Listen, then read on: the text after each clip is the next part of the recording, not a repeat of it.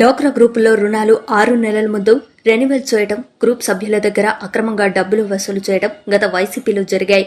ఈ ప్రభుత్వంలో అలా జరగడానికి వీలు లేదని డ్వాక్రా గ్రూప్ సభ్యులను బ్యాంకు వారిని హెచ్చరించిన ఎమ్మెల్యే ప్రతిపాటి. డ్వాక్రా మహిళలు అభివృద్ధి చెందే విధంగా చంద్రబాబు గారి ఆశయాలు, ఆలోచనలు ముందుకు వెళ్తాయి. మహిళలు ఆది పరాశక్తిలా జీవించే టెక్నాలజీలో రానున్న రోజుల్లో ముందుకు వస్తాయి. స్వయం కృషిగా కృషి చేయగలిగే పనులు వస్తాయి. చంద్రబాబు గారి హయాంలో ఈ రోజు ఆర్యవేశ కళ్యాణ మండపంలో వీడియో సమావేశంలో మాట్లాడుతున్న మాజీ మంత్రి వర్యులు ఎమ్మెల్యే ప్రతిపాటి పుల్లారావు గారు.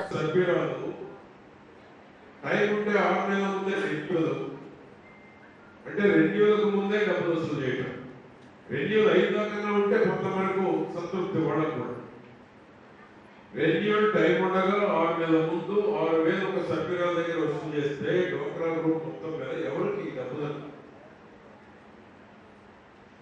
ఇటువంటి అన్ని కంట్రోల్ చేస్తాం. ఈ ప్రభుత్వంలో ఆ విధమైన దోపిడీ జరగడానికి వీలు లేదు. ఆ విధంగా ఈరోజు ఒక విజన్ అనేటువంటిది మర్చిపోతున్నాం. ప్రతి కుటుంబంలో మీ పిల్లల్ని ఏ విధంగా చదివించి భవిష్యత్తు స్థిరపడేటువంటి విధంగా చేయాలని ఒక కుటుంబంలో పెద్దలు తల్లిదండ్రులు కోరుకుంటారు. ఆ విధంగానే ఈ గ్రామం, ఈ పట్టణం, ఈ రాష్ట్రం, ఈ దేశం, ఇక్కడేమో కూటమి ప్రభుత్వంలో చంద్రబాబు గారు, దేశంలో మోడీ గారు దేశాన్ని ఒక భవిష్యత్తులో 2047 అంటే ఇంకా 23 ఏళ్ల నాటికి ప్రపంచంలోనేమో భారతదేశం 3వ స్థానం తేవాలని, చంద్రబాబు గారేమో 29 రాష్ట్రాల్లో ఎప్పుడూ నేను నెంబర్ 1 గా ఉండాలనే కోరుకుంటాడు చంద్రబాబు గారు. ఎప్పుడు ఆంధ్రప్రదేశ్ అంటే ఏ విధంగా ఫస్ట్ ప్లేస్ ఉండాలనే కోరుకుంటాడు చంద్రబాబు గారు.